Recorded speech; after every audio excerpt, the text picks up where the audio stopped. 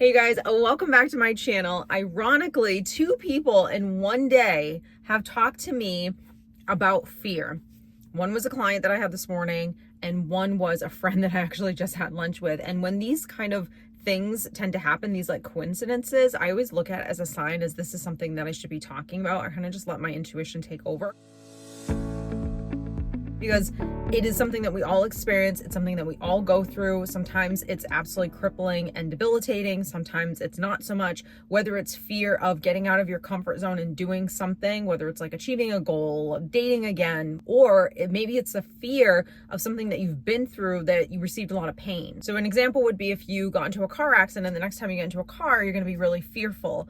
And being able to like push past your fear and do it anyways, if it was that easy, we would all be doing that. And understanding that type of concept really is a mindset that you have to adopt, that you have to buy into, that you have to believe, that you have to cultivate, that you have to practice in order for you to be able to feel fear and do it anyways. It's not something that we can just tell ourselves and then boom, we're just going to go do it anyways. Some things you might be able to do that, and other things, the fear is just too strong for just saying something to yourself one time. It's just not going to work. So you have to work on yourself. You have to educate yourself. You have to cultivate more strength within yourself that you can handle what lies ahead of you. That could be placed on a fear of being uncomfortable or doing something different, a little bit out of your comfort zone, or a fear of going back into a situation where you had received pain before. So now you have a trauma. And just so we're clear, these are the things that I offered my client, that I offered my friend today, that I also have applied myself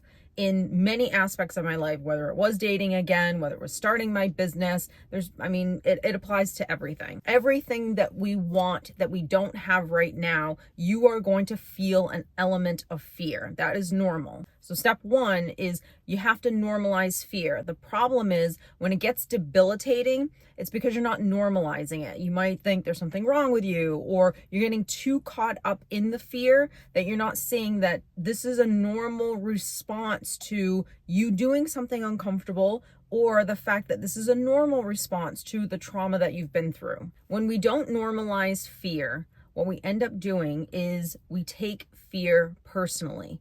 You have to be strong enough, healthy enough to understand that any fear, whether it's emotional pain or pain from the ego not getting what it is that it wants, any pain that you could possibly experience, that you can actually handle pain, that you can handle being uncomfortable. And being uncomfortable, whether it's creating a business or going on a date or being uncomfortable getting back into the car again after being in an accident, those uncomfortable feelings, they're going to look different. Perhaps it's nerves, perhaps it's anxiety, but those feelings are usually, or those kind of like symptoms that come up, those are usually the things that stop us from going forward. Instead of saying, my stomach is feeling a little off because I'm about to go on this date, that's normal. And being able to parent yourself through that. I'm getting into the car and I'm starting to feel really anxious, and normalizing that and continuing on. And understanding that even though you might fail at either option, perhaps you start driving again, you haven't driven since the accident, you get into the car, you start driving, and you realize, I can only go down the street and then I got to turn around. Okay, you went down the street, allowing these successes to happen, and then seeing, where did I fail, and not looking at failure as like a bad thing, but understanding what was going on inside of my head that made me turn around, and how did I not show up for myself to be able to say, let's keep going a little bit further today. Or perhaps let's not push ourselves to go any further today. Same thing with dating. Same thing with starting a business. If you go down one road, I think we expect to go down one road, and that road is going to lead us to everything, and that we shouldn't feel uncomfortable whatsoever. We should never get a no. We should never get a rejection. We should never have to learn how to do it better. It's supposed to be completely comfortable whatsoever. Well, success and the things that you want, it just doesn't work like that. You have to be willing to be uncomfortable. And that is the difference between people that not only are successful in life, but have what they want, is they're willing to be uncomfortable. They've gotten used to the feeling of being uncomfortable. They know exactly how it feels. They still don't like it, but they're willing to do it because they know, if I stop, I don't get what I want. It's about really having enough confidence in yourself to say, if I get a no, if I get a rejection, if I can only drive down the street today, that's okay. And learning from each experience. If I start feeling very anxious, very much out of my comfort zone, I know that my ego is literally doing that because it's trying to stop me from doing something that it thinks I'm going to feel uncomfortable from or experience pain. It just doesn't want me to be disappointed whatsoever. It's trying to protect me, and we've all heard that before, but you need to really, really get comfortable with your own ego and how it tries to manipulate you and control you. Because if you don't really understand your ego and how it actually works, then when it does what it does to try to control you and help you and make you not feel uncomfortable or not receive any pain whatsoever, you're not going to realize the tactic that's behind what it is that it's doing, and you're going to just trust it. You're going to trust that you're giving me this anxiety feeling because now I'm driving in a car and I haven't driven one since my accident. You must be trying to help me. Nope, it's not trying to help you whatsoever. It thinks that it's trying to help you, and you actually think that these symptoms that you're experiencing are trying to help you, but they're not. What they're doing is they're keeping you stuck doing the same thing over and over again, having the same life, the same experiences. You're never getting uncomfortable, which means you're not getting what it is that you actually want. That is one of the things that I love about coaching, is being able to hold yourself accountable, having someone hold me accountable through each step where I feel uncomfortable, and understanding that there are some steps that I won't feel uncomfortable, that I'm just going to be able to breeze right through. And then there's going to be other steps towards me getting what it is that I want that I'm going to really struggle with. Having someone hold me accountable, to shame me a little bit, because shame is a good thing, but what you don't want to do is shame yourself so much that then you don't want to work at all. And I'll give you an example. Say you've been procrastinating and you know you've been doing this for a really long time on something that you know you need to do in order to basically step one of your plan.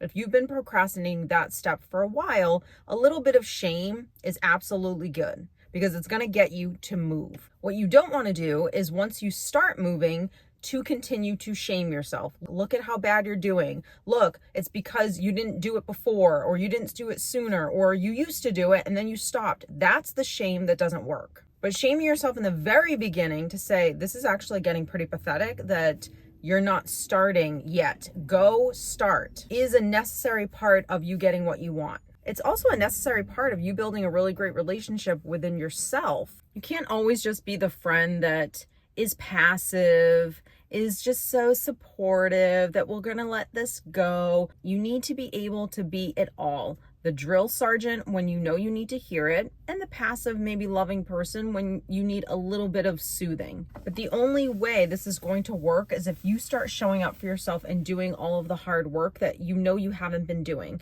and being able to build a solid relationship with yourself, a solid foundation of self-trust. That's the only way that when your parent self says, get up and go do this, that inner self goes, okay, I gotta go do it right now. Because there's a lack of discipline that's going on in the mind for you to do step one, do step two. So I either see two things happen. Either people get really overstimulated with the whole process. They want to achieve something. They want a relationship. They want to have more confidence. They want to make $1 million.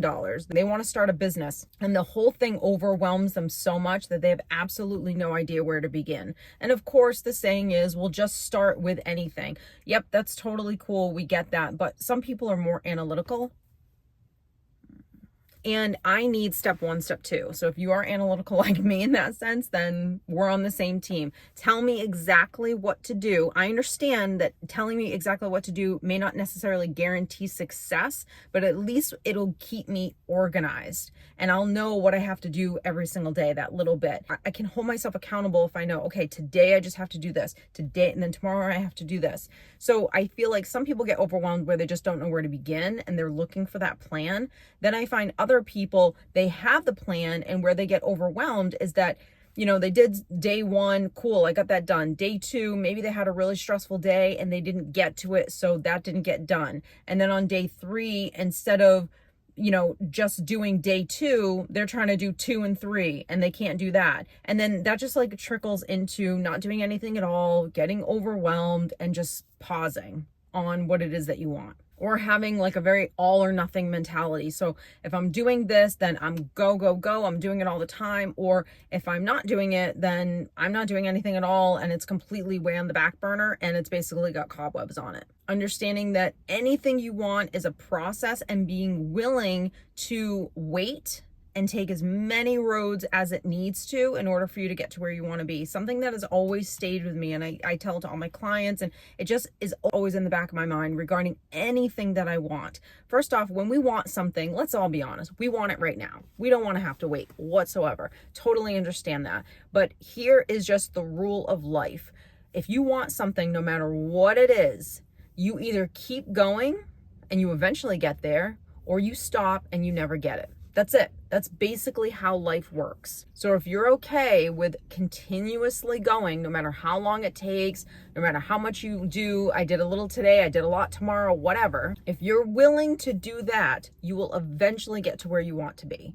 What discourages people is when they compare themselves to other people that might already have something that they want, or the simple fact that they wanted it right now and they're not getting it, so they think that they're just never going to get it, so they stop. Another huge thing, and I'll leave you with this, is you absolutely every single day should be feeding your mind. It is a part of mental health. It is something that you should be doing to take the best care of yourself, because if you do not feed your mind will grow weeds. I don't care who you are. I don't care how much work you're doing on yourself. If you are not feeding your mind, because you will not be able to cultivate positive self-talk, motivating talk, all of those things every single day. I can't be a personal trainer, for example, if I never go to the gym and I just sit around and eat McDonald's all the time. I can't be a coach that helps other people to motivate them if I'm not working on myself to motivate myself. It is the put your mask on before you help anyone else, right? Type of mentality. You have to be able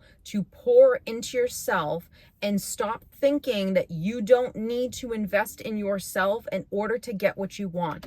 Everyone needs a coach. Everyone needs help. Everyone needs someone to hold them accountable. The most successful people in the world, elite athletes, wealthy people, everything. They have advisors, they have coaches, they have people that they go to that help them to get them into a mindset so they can achieve what they want. It is no secret. So I hope you guys have enjoyed this video. If you did, please give it a thumbs up. That really helps out the channel. Like, subscribe, go follow me on social, like all the things. I'll link everything down below. Thank you guys so much for hanging out with me. I hope this was like useful. Watch it again, over and over again, while you're going for your walk, while you're on your workout, while you're just like in the car. It doesn't even matter. We all need to be feeding our minds. Thank you again so much for joining me, and I'll see you in the next video. Take care.